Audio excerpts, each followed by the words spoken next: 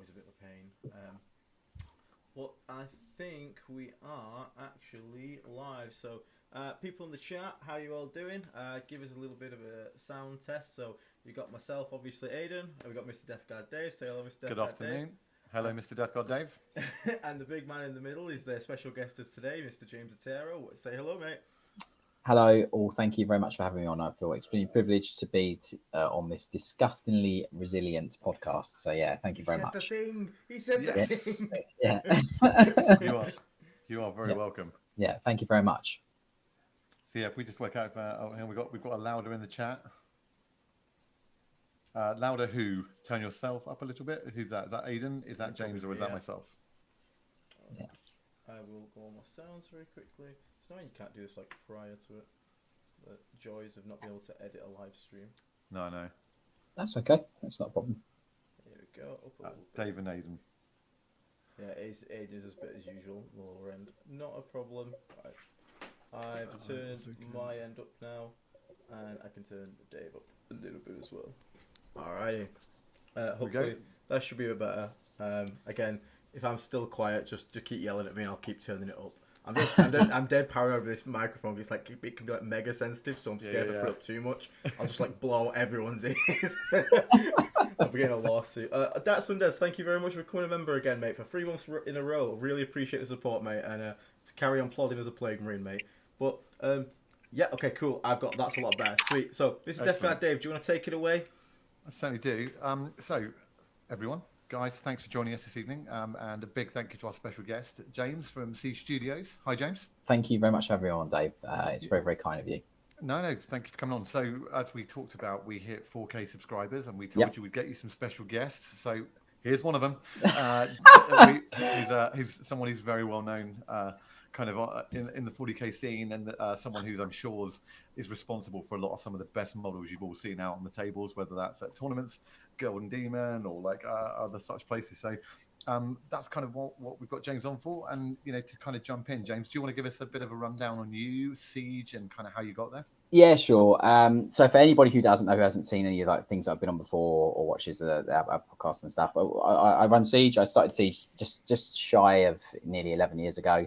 We're a commission miniature painting business. Obviously, we paint stuff to a higher than average industry standard level as a minimum, obviously with our bronze level upwards. Company now has got over 80 team members, nearly 90 team members in total, to give you a bit of an idea. And we paint everything from armies all the way through to sort of like single piece, high end display pieces for collectors as well. So we do everything from massive armies all the way through to sort of like your favorite character that you idolize. Whether idolizing a Nurgle Plague Lord is a good thing or not is another question. But yeah, but we paint everything you could think of. At various different sort of levels for different clients and individuals. But yeah, it's we obviously do tuition as well. We do obviously classes, physical classes. We have an online painting platform on Patreon. So we do anything that's painting. We will do it. So yeah, that's kind of us. You mean like one of your French ladies? I mean, you said it's about painting within the realms of miniature painting. Damn. But yeah, sorry, yeah. Probably sculpt you one. Yeah, we'll sculpt you one. Yeah. Yeah. That's amazing. Like, I think it's really impressive that you've built a business that kind of has found a really good place in this hobby, and for how big and broad it's kind of gotten. And then I guess what our guys are going to want to know then, is from a more Death Guard perspective. Yeah, definitely. What makes it kind of distinctive to paint versus some of the other armies you might get sent in? Yeah, do you know like Death Guard models and Nurgle in general? And obviously, I know you're super tailored regarding obviously the Death Guard, but obviously taking the Nurgle aspect of it just first and foremost, it's a very interesting style of miniature because it comprises, specifically with Marines, obviously Death Guard, you've got the armored side of it, but then you have obviously a lot of biological stuff, obviously like tentacles, growths, blisters, pus, all that kind of stuff. All those things that really personify what a Nurgle miniature or model or narrative or character should be, if that makes sense for an army or for a single figure. I genuinely think that there's some of the most interesting miniatures to paint because as a painter, because you've got that myriad of different textures, finishes, and surfaces to work on. I really like it personally, and this is just something specific that I've seen on a lot of models that we've done in the past for clients, and stuff that I've seen at even at a very high level in competitions and stuff, and a couple of my friends that have painted. I love it when you have like a splash of like heritage on a Nurgle model, and what I mean by that is like you have a really just devastated miniature or armored marine that has obviously all this rust and detritus and grime and stuff all over them, which is very personifies what Nurgle is. And then there'll be a real subtle armor panel that's got the old white and green, or white with a green stripe, or green livery, or white with green livery on it, or something like that, just to nod back to the heritage of the Legion prior to them falling to Nurgle. We've done it before on like some Blight drones where like one of the carapaces was in the old armor colors, and it really broke the unit up, and obviously just made that specific miniature a lot more interesting within the unit, whilst adding that heritage of lore onto the miniatures. I think they're very interesting miniatures to approach, and in the same respect as well, those models can be amazing for getting armies done very quickly using a plethora of different techniques to get an army on the tabletop very quickly.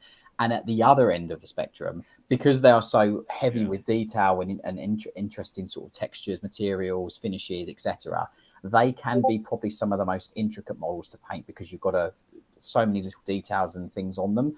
As an example, the new Typhus model has got the I say new, but the most up-to-date plastic Typhus model has got that sort of like flock of flies that follows him everywhere, you know, and stuff like that. So there's some really interesting things in the Nurgle range, and I think Nurgle after Orcs, and sorry to talk about Orcs on obviously this podcast, I think after Orcs, Nurgle are one of the only other factions in 40k which have a smallish kind of comical aspect to them. When you look at some of their characters and some of the portrayal of some of the demons, they look quite chirpy and quite funny, but at the same respect, they're extremely insidious and horrible, you know. So it's a really interesting range of miniatures and also characters to go with it. So yeah, I think they're phenomenal. And whatever end of the spectrum you paint them to, it always gives a beautiful canvas to work on that gives you a lot of things to think about when you're executing them. So that's my kind of like take on them. That's cool. And do you think do you find that because they've got so many kind of bits and options with that kind of mix, are they quite fun to then mix and match and sculpt and things like that?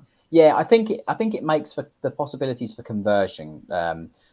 Whereas, like, obviously I talked about Orcs previously, but whereas with Orcs they can literally take anything and use it, if that makes sense. I think the beauty of Nurgle is that specifically with marine parts and with things that you can do with them, because things like, for example, growths or mutations or like boils and pustules and all these kind of things that you can use to kind of like blend parts together, I think they make for very challenging and also very fun sort of conversion projects before we talk about painting and adding in all the depth with the painting as well. So I think that they're a really good range and a really good kind of like IP and narrative to have a lot of fun with as a painter and also as a gamer, obviously. Yeah, it's funny you talk about like the going back to what you're saying about the harking back to the heraldry stuff. Like my army's painted in all palette hand, the original heresy colors, and I just really like that because it's like you say, it plays back to the fact that from the lore that they still try and act overall as a legion, even though it's kind of fallen and it's resisting to the totally falling to chaos. So I love that you guys kind of look at that too.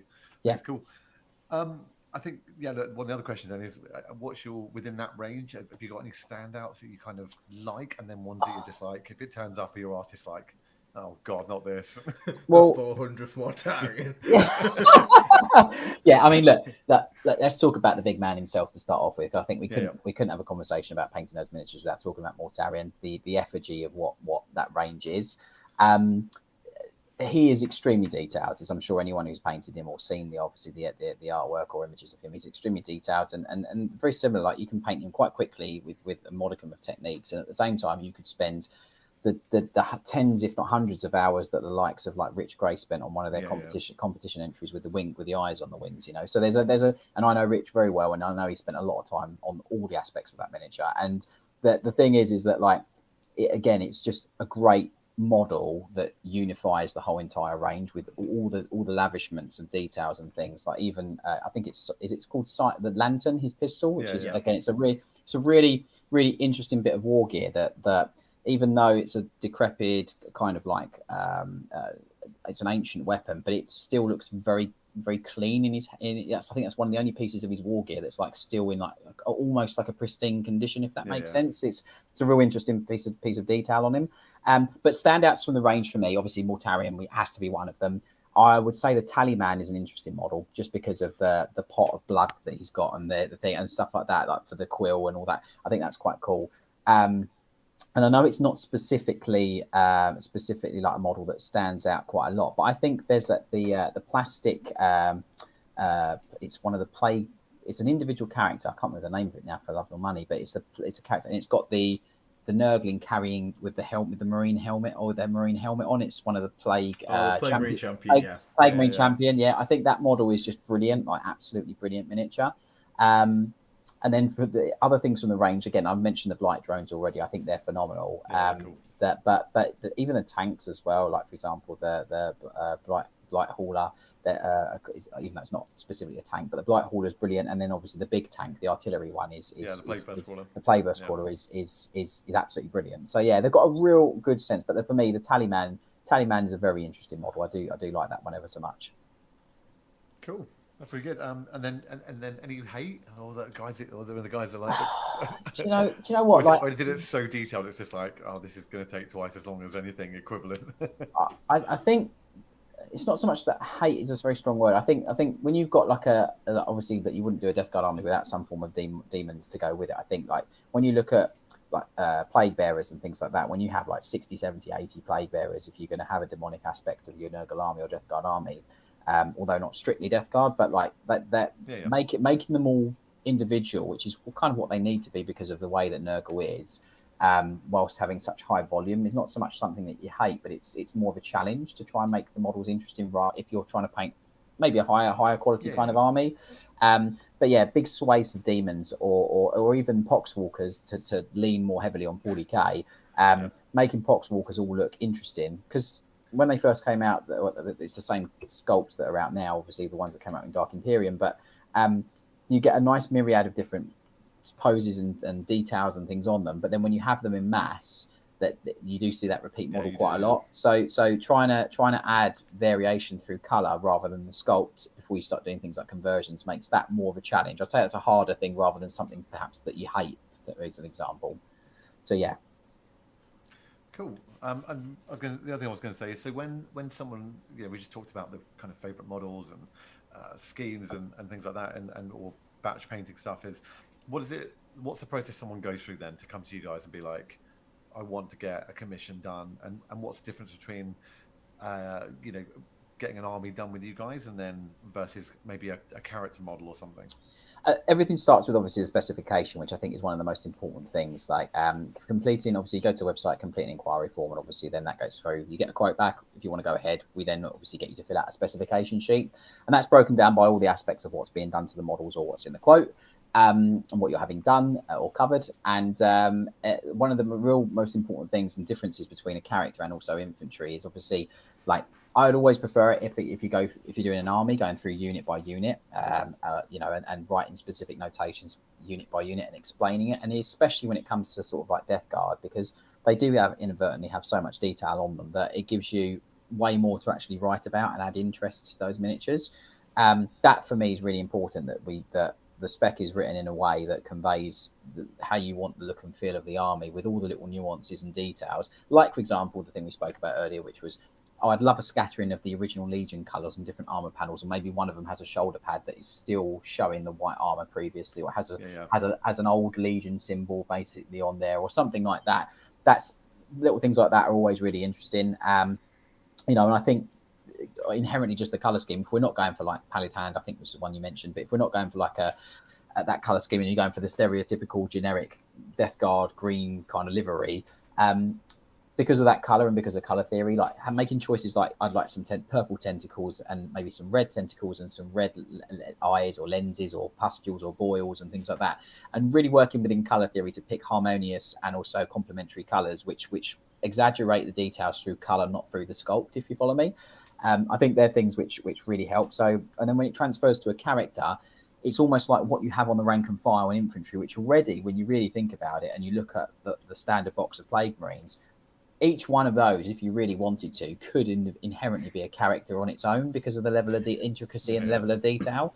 So when it comes to a model like Typhus, as an example, or the Spoilpox Scrivener, sorry, that's not one of the Death Guard. Sorry, I'm thinking of the whole Nurgle range there. But if you're if there's people listening that will be mixing in lists and stuff like Aidan and I are both real Death Guard purists in our list building. Yeah. You know, people are bringing all that stuff in. He says with a plague bearer literally being painted on his desk right now. But for example, like the standard box of 7 Plague Marines, like in that box, you have so many options, not only just weaponry, but obviously like chests, heads. Like you've got the head that's like a bug, like a fly. You've got all these kind of things. So there's so much stuff in that kit that can add so much interest to the unit, let alone individual models. And it does reach the point where when someone's writing a spec that you almost have to double down on each model individually and write those nuances. We painted some models quite a long time ago. We'd done quite a bit of Tabletop Tactics' Nurgle army, and like one of the team who was working on it was like using like coloured metallic paints for all the fly details, because if you look at flies in real life, they've got that kind of etheric purpley greeny blue, like the wings and the eyes. It's all iridescent, isn't it? Yeah, it's all iridescent. So little things like that. I mean, it's not so much. It's more than just a sculpted detail. It's the paint that's been applied to it. But with a character, you can really almost write paragraphs and paragraphs for one specific character model because of the nature of the sculpt and detail. But ultimately, when it comes to writing a spec for any project, rather than just stating I'd like it like the box, which in an ideal it is a great thing for us, because we can just go, right, we know what the box art looks like. We've painted it hundreds of times before, but it's nice to have a client's personal perspective on what I really like. I love the way that the tentacles are on the models on box art, but I actually think that I'd like to have them like purple to yellow, and they're like the yellow, the end of it has been gloss varnished so it looks wet, for example, or something like that. Like little things like that add so much to a model. So hopefully that in a roundabout way answers that question for you, Dave. One question I'd like to ask on this one, and it's kind of like a debate always in Death Guard community, is you can paint, and one of the reasons I like Death Guard, and I think Death Guard's really cool, is you can paint Death Guard really clean, or you can paint Death Guard really nasty. What side of the fence, and I want chat to let me know what side of the fence they're on. Are you team grimy and nasty, or team clean and pristine? Oh, that's a real difficult one, because both sides of that fence have their virtues and benefits and downsides, in my opinion.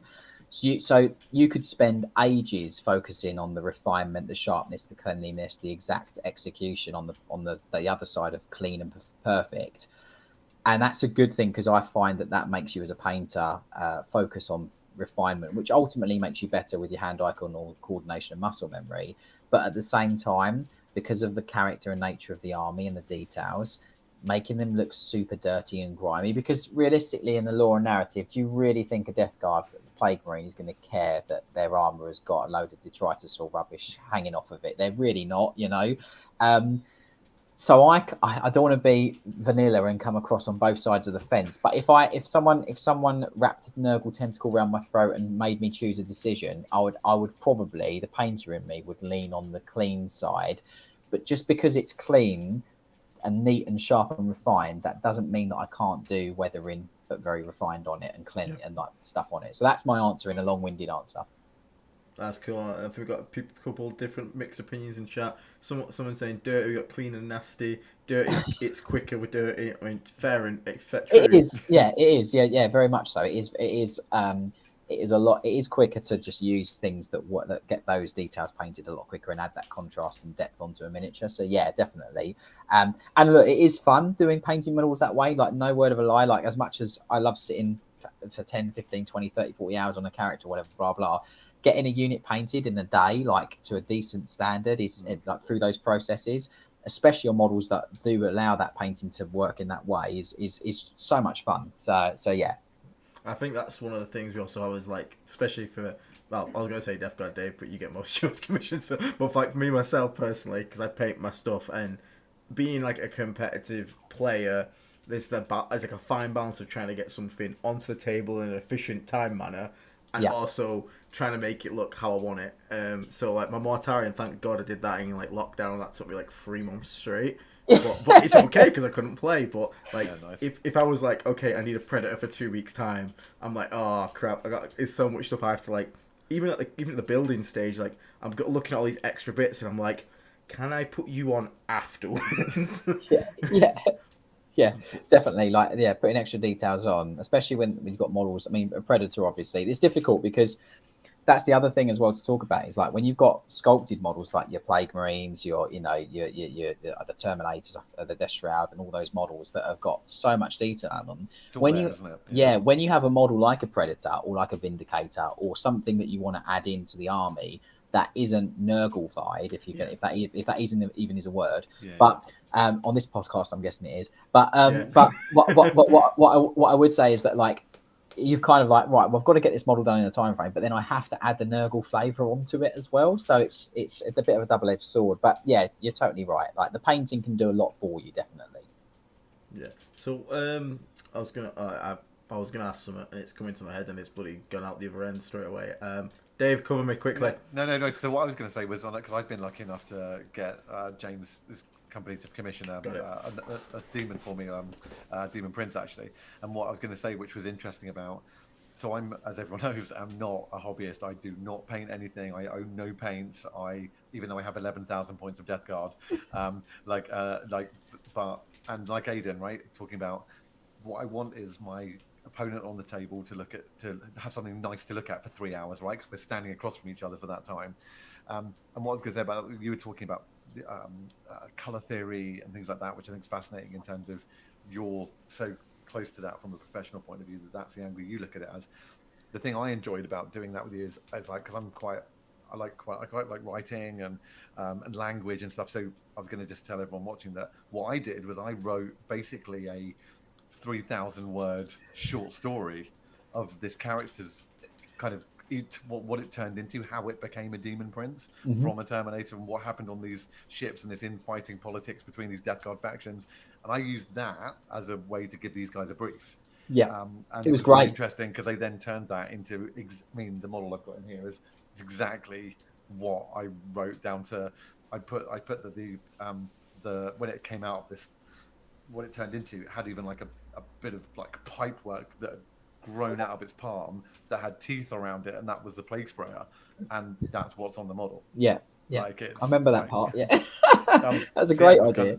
But it was great. Like it was. So I just thought that was another really interesting way that you guys interpreted that into someone who wasn't going to write, hey, this is the paint I want, into this tone, into this varnish, because I could never have written you a brief in that way. No, well, do you know what? That's a really funny thing because obviously I remember your spec, and you're quite right. It was really lengthy, and it was good because it had a lot of lengthy. Notice how he says. No, it's good. It's good. Like it's better. Believe me, like more is really really good to have that. Like because it gives us more things to sort of like pick and choose to obviously bring that model to life for you. Don't know how good you were seeing it, but like we had he's all. I remember him. He's absolutely awesome. Yeah, that model was great. The thing that I really liked the most, I think the thing that for me was really really great was we done a story arc commission, and it's the first one we've ever done, whereby a client had a Space Marine librarian that gradually fell to Nurgle and fell to Chaos, and they had 4 models that culminated in a Demon Prince.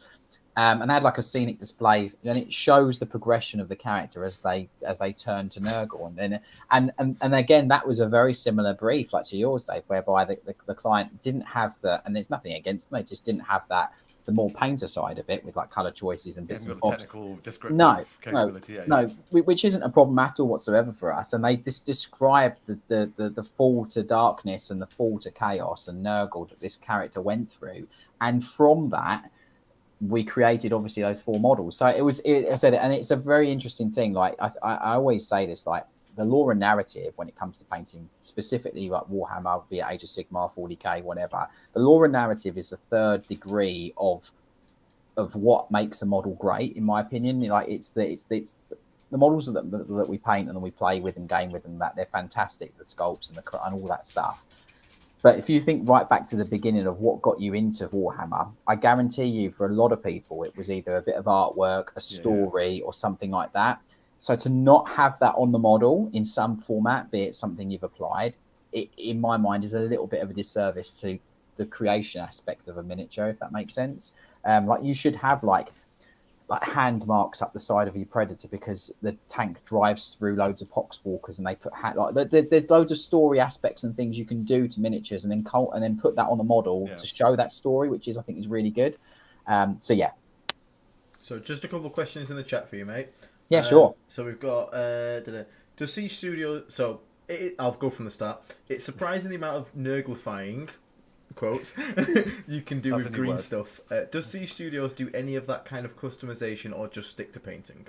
No, so we do customization as well. So yeah, we do full. So we have a fully bespoke service. So everything from freehand converting, sculpting, magnetizing, all those things on top of painting, on top of basing, on top of all those things that we do.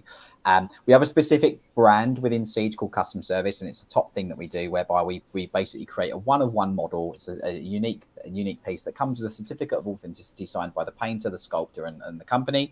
And we do 50% conversion, 50% sculpting typically, and using green stuff and also parts and kits and models, we create a one-off character for you. We made several Nurgle models for that before. We've made a whole host of miniatures for that, be it Loyalist, be it Death Guard, be it Chaos, be it whatever. But yeah, sculpting is something that the custom service team are very proficient with, extremely proficient, and we also have a lot of team members that do also sculpting as well, just when they're working on projects. So yeah, we're more than capable of doing that. Nice. Another question we got is, how do you like to zone in while you paint? Do you have a playlist? Do you listen to any audiobooks? Great question. To feel out the army? Do you listen to podcasts? Maybe battle reports? Pure silence? Or maybe you just light some Nurgle-scented candles? Nurgle-scented candles, that's a new one. I did actually see some of those. I think it was either at Warhammer Festival UK Games Expo. So I personally don't like anything visually distracting. So I will listen to audiobooks, I will listen to podcasts, I will listen to things which don't involve anything visual at all whatsoever. So that attention's a really funny thing. Like there's that whole stereotypical thing where like men can't do two things at once or whatever, blah blah. But the reality is that I can listen to something with my attention, and also at the same time I can just sit there and paint, do the thing that I enjoy and love. And both work in harmony together. It doesn't distract me. I've been there in the past where I've been watching, I don't know, Die Hard, and the plane's going down the runway, and he shouts "Yippee-ki-yay," whatever, blah blah, and I stop for 5 minutes while that part of the scene. Do you know what I mean? Like so when I got to that point where I was like, right, I just can't visibly watch something. So yeah, I don't advise personally for me. I don't watch anything, and I would advise if you want to focus on painting, focus on the visual and just listen to stuff. Or silence is good as well. I do like sometimes just concentrating on painting. So yeah. Nice.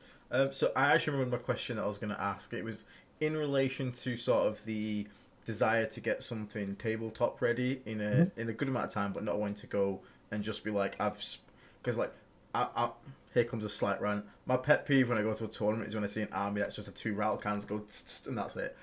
I'm just like, come on, man. especially when it's like the meta army as well. I'm just like, you literally put that together last night in your garage and sprayed it twice. And they're always like, it's Vice City neon theme. And I'm like, no, it's not. Cool, that's a throwback. Vice City, wow. Yeah. Yeah, I mean, look, I think that there's plenty. I always say this, like, there's plenty of different avenues of painting that allow you to get a result quite quickly. And like, I don't look down as a painter or as an owner of the business that I'm an owner of. I don't look down on things like dry brushing or slap chop or anything like that. But like, when it comes to materials, paints, techniques, processes, they're all different tools for different jobs to achieve different results. Would I spend 60 hours on a miniature for Golden Demon and dry brush the whole entire model? Probably not. But would I, if I wanted to bang out 100 poxwalkers for an army for a tournament that I'm playing next weekend, and I've got 3 days to do it, I'm damn well going to be doing some Zenithal and some slap chop and some dry brushing. And I think one thing to look at is you should never look down on a technique or a process. Just purely think, is this tool, which ultimately is the thing that it is this thing the best for the job that I need it for? Does that make sense? And I think that, like, you wouldn't try and hammer a nail in with a nuclear weapon. You'd use a hammer, you know. So like, that's the way that I would look at it, you know. So yeah. So what would you say? Like, so a lot of people in chat. Some people are, you know, not very confident with painting. Some people don't particularly even enjoy painting. That's totally fair as well. Totally, yeah. But for those people that want to try and get something, what are free techniques that people could go away, Google, YouTube, because they might not know what a dry brush is literally. They might be completely brand new. What's free techniques you could recommend to people who are just kind of starting, not very confident in painting themselves, and just want to get an army of at least 3 colours on the table so they can say, I have painted my army? Yeah, brilliant. So I think the first things first is just it's about when you're first doing an army, it's a really exciting time because you're experimenting and trying to get and trying to work out the color scheme you want or the process you want or whatever. I think one of the three techniques to really we've already mentioned one, which is obviously dry brushing. Definitely, especially on models which do have a lot more of organic on them. So Nurgle demons is an example, or like even Marines in power armor to an extent. Like you can dry brush them really well, quite efficiently, with time and also an ability, and get a very good result. I think one of the things to just be aware of when you do dry brush is I would personally recommend not taking the excess paint off the brush on paper towel or kitchen roll or anything like that. And I would use a bit of plastic card or something that is the same material that the thing that you're painting, because when you test the brush on that material, the result will be very similar to how it's going to behave on the miniature. So that's the first thing I would say. So don't use paper to take off the excess. I've seen dry brush palettes becoming like quite a thing recently. They are, yeah. And you can be made out of wood. It can be made out of plastic card. It can be made out of whatever. Okay, that's the first thing. I think that we've all heard of Slapshot, so I'll chuck that in there. You may not have heard the term, but essentially what it means is you undercoat the model entirely black. You put either a grey from a 45 degree onto the model and then a white from a 90 degree. And that gives you a very, very loose kind of lighting effect on the model, which then when you wrap things over the top like inks or, for example, contrast paints and stuff like that, that will give you the natural highlighting of the model because it's emulating light coming from above. And then when you apply like a filter layer, like a green, let's pick Nurgle, like a green or a yellow-green or whatever for your demons or for your Death Guard or whatever, that's going to give you a really nice, subtle lighting effect quite quickly, quite efficiently, and it will really add interest to those details because the light or the brighter paint as it gets higher to the light source is just going to accentuate those details on the miniature. The one thing I would say, just as a caveat with Zenithal, is please, on all your shadows and areas, don't just leave it black. And it's a mistake that a lot of people make. But the reality is zenithal highlighting is designed to emulate real lighting from a 90 degree, sun above, midday kind of light source, okay? If you were to stand in the street with somebody in natural ambient lighting and they're standing up and you lay on the floor and look up at them, their undersides are not jet black, okay? It's a shadowed like tone. bouncing off other surfaces. Yeah, it's a shadowed tone or color. So all I would say is when you do that 45 degree with the gray or with like a desaturated white, just dust the undersides ever so slightly so that they're not jet black and they're a darker, much darker gray, because that subtle dusting, when you put the filter layer over the top, that's going to give you a much more realistic shadowed area rather than it being jet black. Because all that happens is when you leave it jet black, being frank, is it just looks like you've left primer on the model. Yeah, okay. And it's kind of an oxymoron because it's kind of not emulating the thing that zenithal highlighting is designed to emulate, which is natural lighting. And it's a mistake that a lot of people inadvertently, through no fault of their own, make. But it's very simple to fix that and just dust a subtle tint of grey or a lighter grey on that underside, if that makes sense. So yeah. So and the third one, really quickly, just to do that. We're going to get nasty and get dirty. So let's go down that rabbit hole. Let's talk about sponging, because sponging sort of like different colors onto models is great. It's really quick to execute, sort of like texture, especially on tanks and maybe skin and stuff like that. But a cut up sponge and just stippling on with a sponge. Again, you can test on your plastic card to get the excess off so you're not pummeling the model with a brand new color too much. That subtle sponging will add so much to your models, especially vehicles for weathering and armor panels on Marines and stuff like that. Quick two-tone, you do a highlight color like a lighter green and then do some dark Rhinox hide.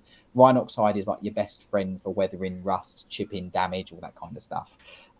So they're the three things. So as I said, dry brushing, zenithal with a slap chop ink over the top of it or a contrast paint, and then you're sponging for weathering and rust and stuff like that. They're the three things that will get an army on the table really quick, and it's something you can be really proud of. Yeah, I will admit to I never heard of Slapshot before until one of my mates watched it online. And my mate had just literally started the game. Weirdly, with Nurgle Demons is what he decided to do.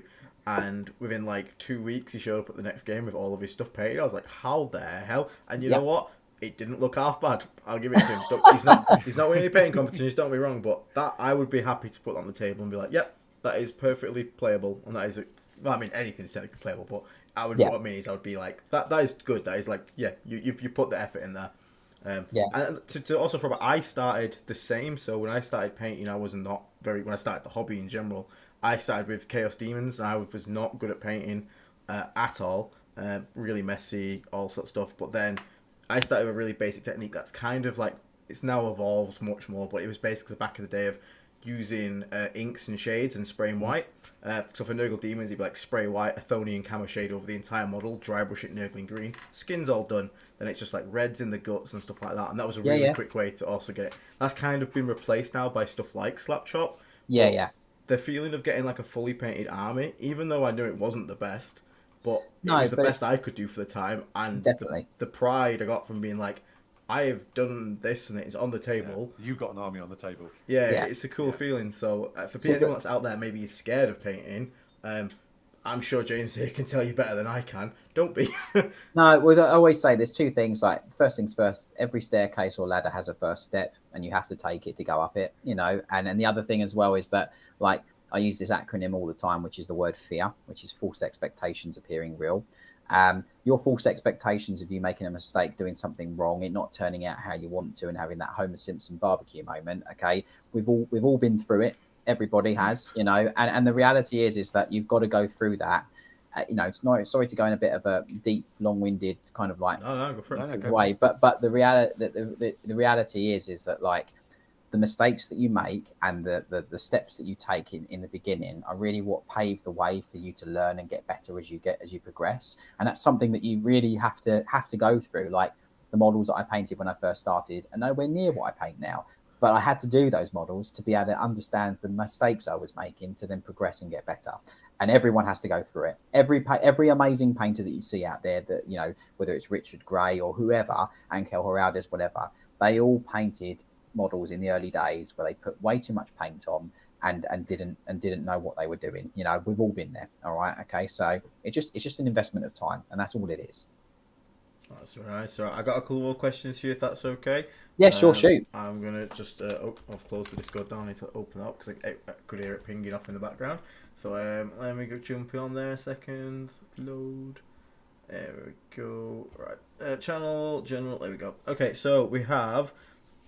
So apparently you recently did an Emperor's Children army for Tabletop Tactics. It's quite a while ago, but yeah, it's kind of. I suppose it's recent. Yeah. How much did you enjoy doing that one? It was great. Yeah, I mean, I didn't do the paint. I done the curation of parts, if you want to call it anything fancy. We obviously worked with Tabletop Tactics for a long time. And Lawrence had this. I won't bore your listeners with the lapdogs in the Emperor's Children League, and we want to talk about we want to talk about Death Guard. But in a real quick summary, that army really meant a lot to him because he sold it previously and couldn't find it again. And really, I spent a long time curating a lot of parts, which the team member who painted it, who actually is George, who works for me and he's our content creator and he's on our podcast. But basically, he used all the parts, all the made models and parts and bits and bobs to create, obviously, the army with me, obviously, working on some bits and bobs. But it was a super fun project, and I think there is a video, an unboxing video that I've filmed with Lawrence and TT, and cool. and you can see his reaction, and you can see that what it means to him, you know. But again, they're the Emperor's Children are nothing compared to Death Guard. So yeah.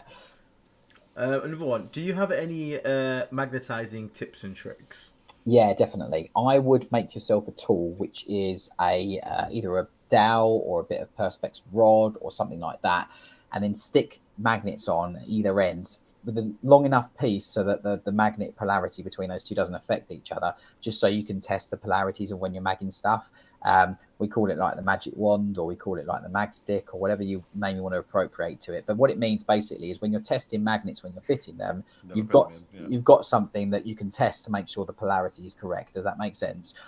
It's a really, really good little tool to make yourself. Just make sure the magnets are obviously opposite polarities, so that one end is one way, one end is the other. And that just means that when you're testing magnets, when you're doing obviously different parts, or you're making the most efficient meta dealing loadout, obviously you can change all the parts or whatever. It just means that you're not going to have a part that you stick the magnet in, you super glue it in, you're like, oh rubbish, I can't attach that to the model now because it doesn't mag. Does that make sense? Yeah. It's a really, really fun. We call it the magic wand, and it's just something that just helps massively with magnetizing. Very nice, very nice. So then we got one more, which is it's a negative one. What is your least favorite model and why? So if it came through the door, you'd be like, you know what, Jeff, you can do this one.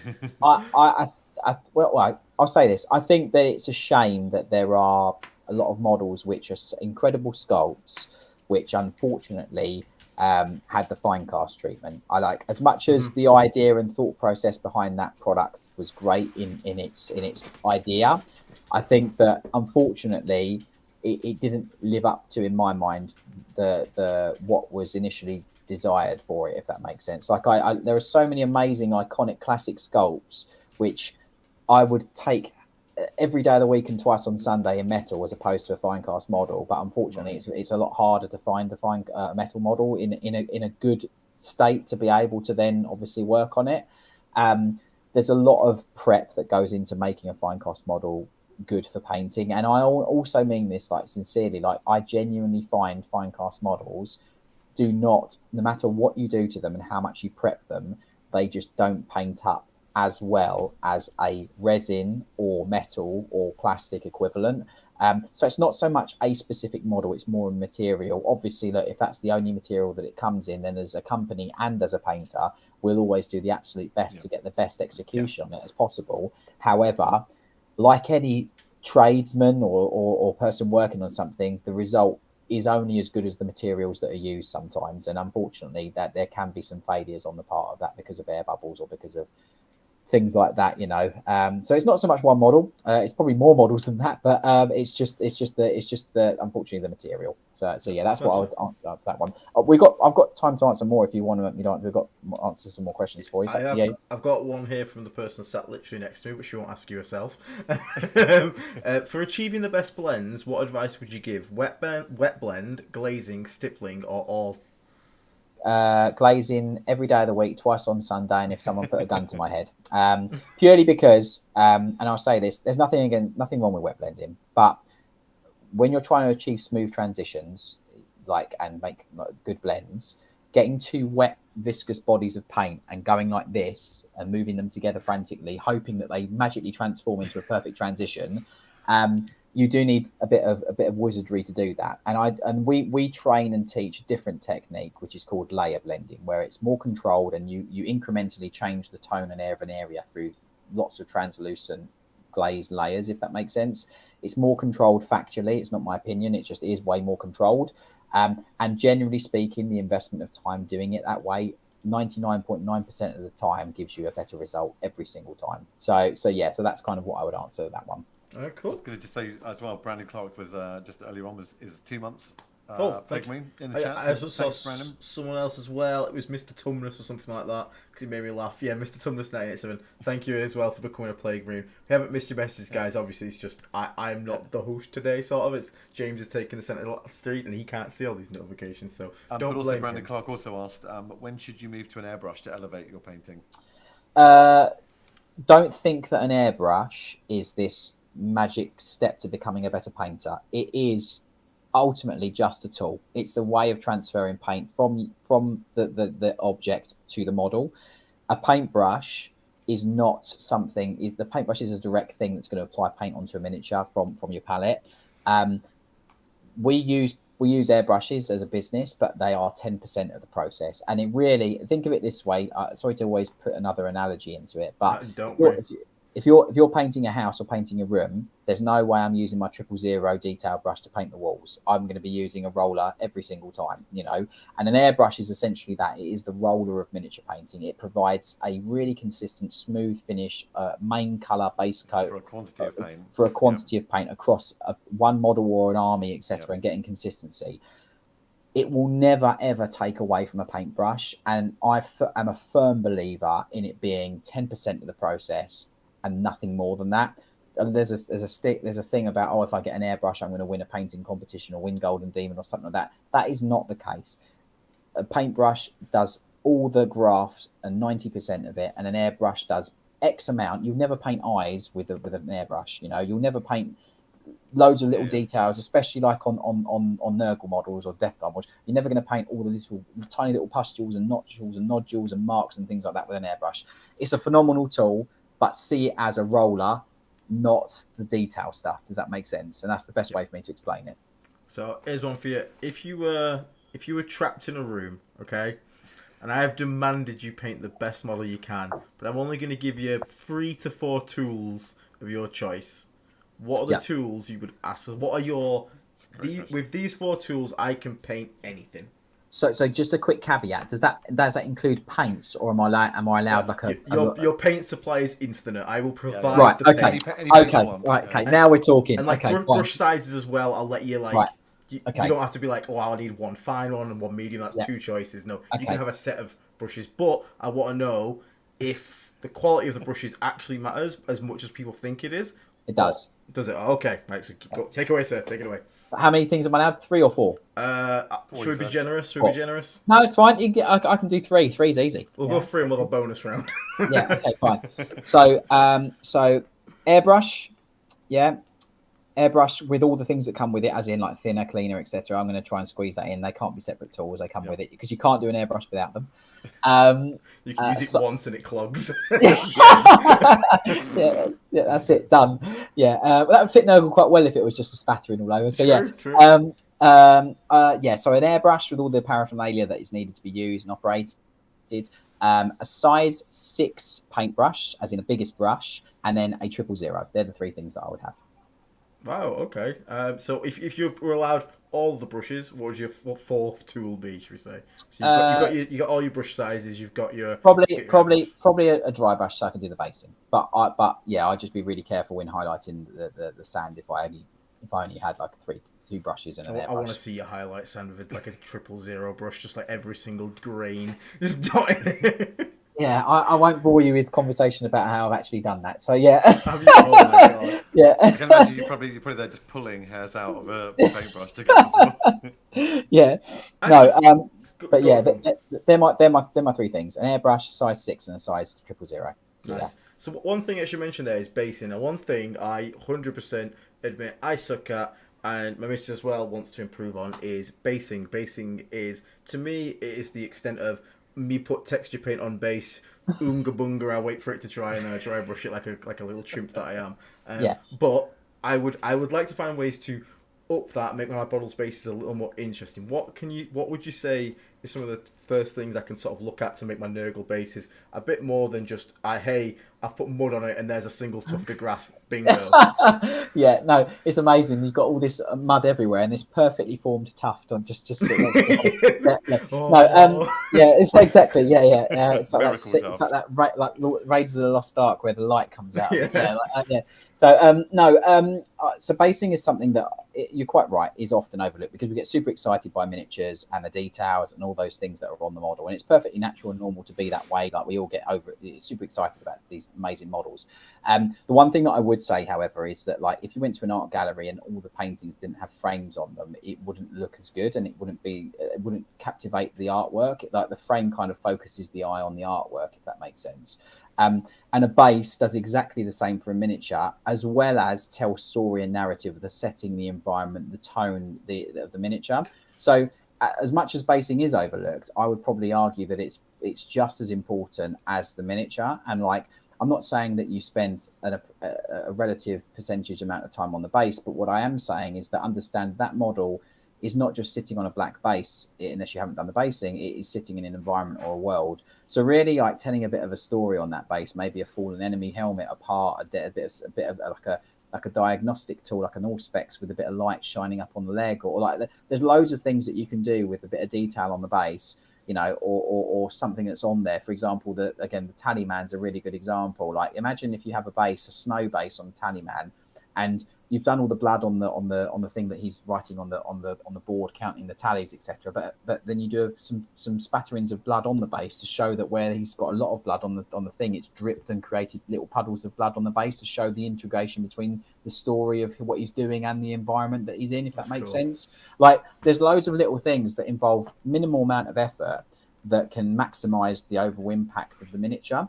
And I think that it's those little choices and nuances that you choose that directly increase the quality or the overall feel of that miniature. So I would massively think of it that way. The base is a frame for the model. It tells the story of the environment and it enriches what that model is doing. So as long as you think of those things, you can make some really selective, quick choices that make a massive difference to the model and complement it, which is what a base should do. Thank you. I appreciate it. I'm gonna try and put that into mentions when I get these Plague Bearers based. I'm gonna try and do more than just a muddy base. Definitely, you should do it. Definitely. So I guess as we said, we think we'd try and keep to an hour, so we have a couple of minutes left. Is there what would be your parting couple of words of wisdom, James, to any of our audience that are wanting to, maybe either what's a couple of your top tips to improve your painting or to help you get you to the next level? Don't be scared by trying new things. I think experimentation is probably one of the most important things when it comes to painting miniatures. Like if you're painting Nurglings, if you're painting like Plague Bearers, do different color ones. Experiment with colors. I say this all the time, and it's something that I think I've kind of become known for saying. Obviously, the fear, false expectations appear in real acronym, and the other thing that I get known for saying is that your comfort zone of what you paint and colors that you paint is your enemy. And I mean that sincerely. Like, you are surrounded by all these paints and colors that you have at your painting station desk, or when you get it out if you don't have a permanent setup, and you have these instinctive muscle memory choices for things on models that you will choose. So if I'm painting gold, I'll pick this color and I'll shade it with this color and then I'll highlight it with this color. And we all get in those, we all have that unfortunate habit of picking those instinctive things. But what you need to do is, if you have 10 minutes to paint or 50 minutes to paint, and it's not the 2, 3, 4, 5 hour session that you're going to batch paint a load of stuff for your army, think to yourself, without getting too deep, that time that I have, once I've spent it, I don't get it back. All right, okay, I can't magic that time up again. So what you should do is, and in my personal opinion and recommendation, is that you go, right, I have 30 minutes to paint. So does it make sense me rushing these Plague Bearers for that tournament in 3 weeks' time? Or could I just get a random spare model like an Nurgling, and could I practice doing like maybe red flesh or green or purple flesh or blue flesh or something like that, and use some colors that I've never used before to do something that's outside my comfort zone? That little 10, 15, 20-minute experiment and use of that time is going to serve you way better consistently time and time again, because then one time you'll come to something and go, oh, I'm doing this model and it's got this tentacle, I'm going to paint that blue, but because I've done that Nurgling tester previously, I know how to do it.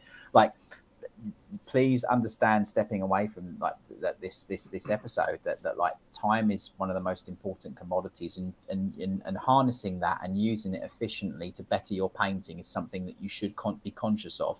You understand that each session doesn't need to be an instant gratification dopamine hit for you to get something done for your army. Yeah. It could be 20 minutes of practicing with different metallics so that you can add a variation of metallics to your Plague Bearers or Plague Marines, so their armor all looks really different within the unit, or the trim looks different because it's aged differently or something like that. You could use 20 minutes to learn how to do different types of, like, use some flesh tones you've never used before, so that you can make the flesh more varied, which adds to that Nurgle feel of the army as you paint mass models.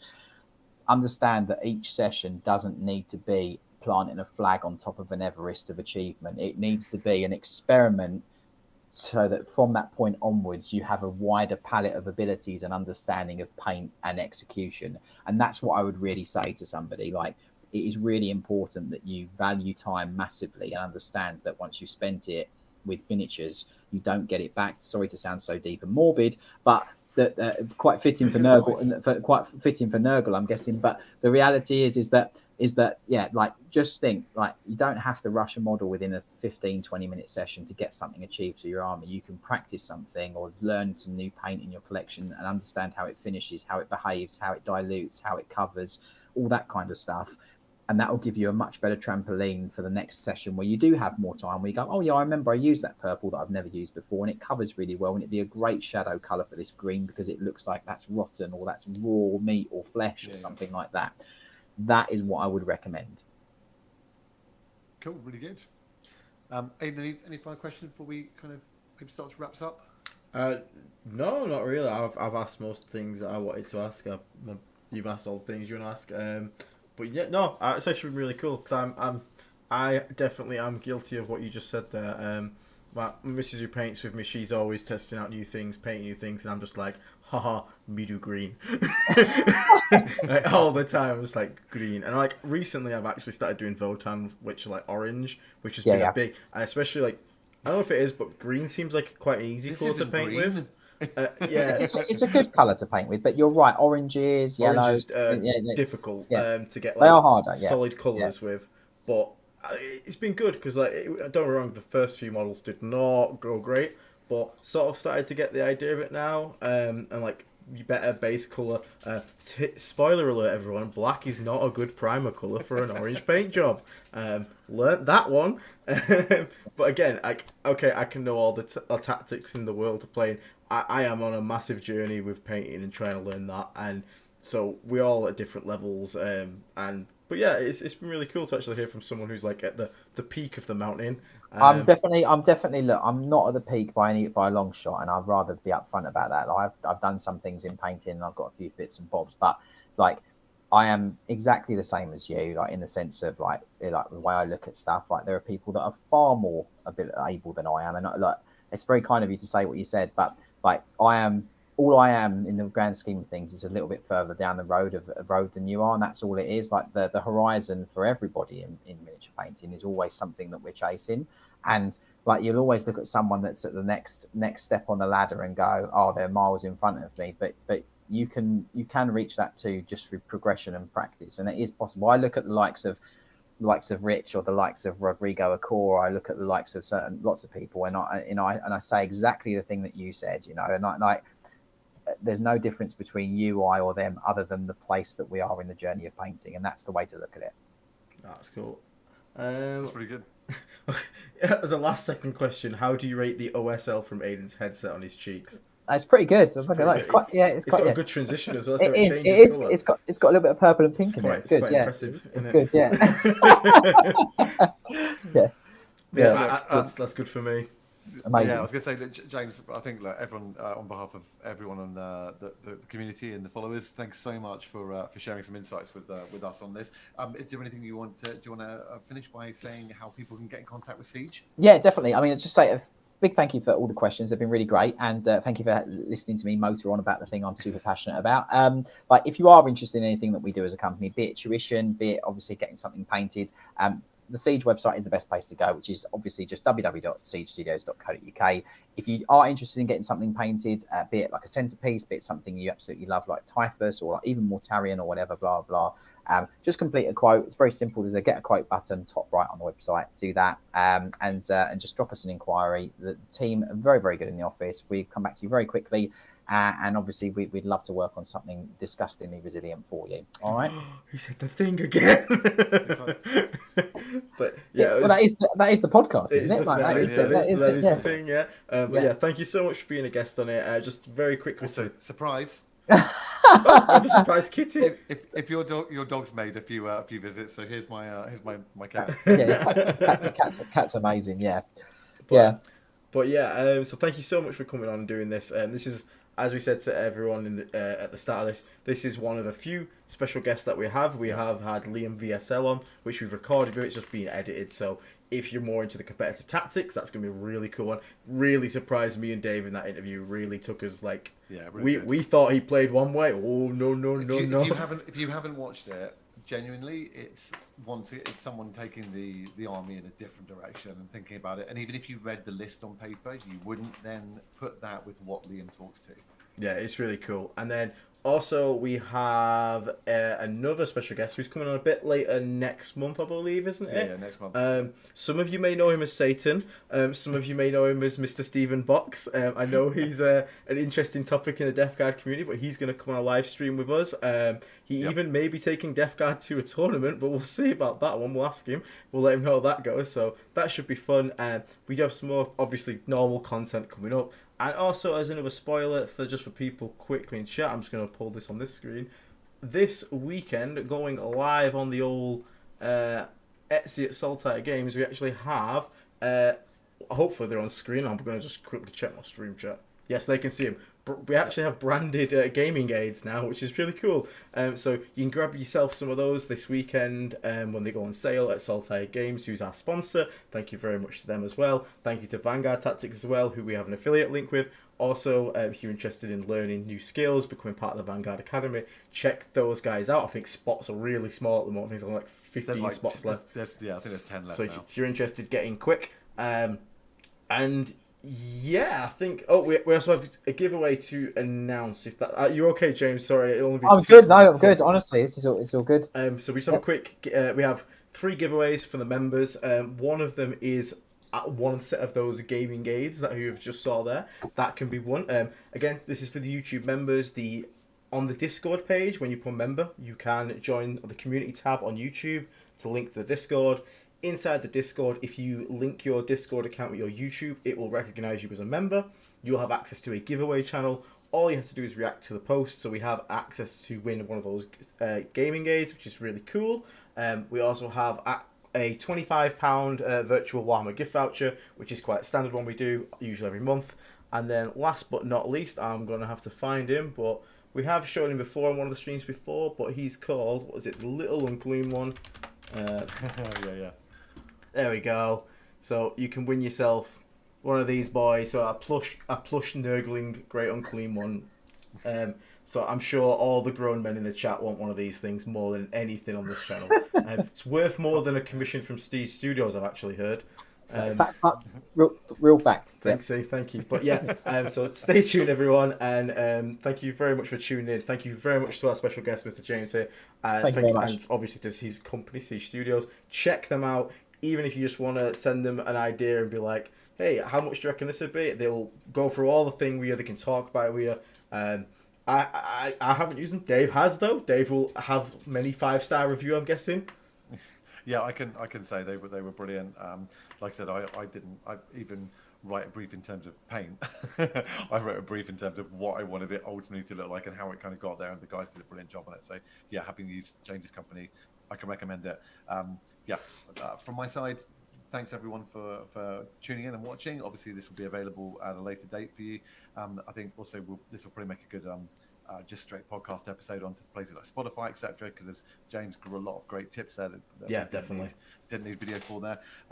And lastly, just very quickly, Christopher just did a little donation in the chat. $5, thank you very much. My most important painting thing is to make sure you're always doing what's fun for you. Excellence will come in time. What a brilliant banger to leave it on. That's brilliant. Yep. Absolutely great information.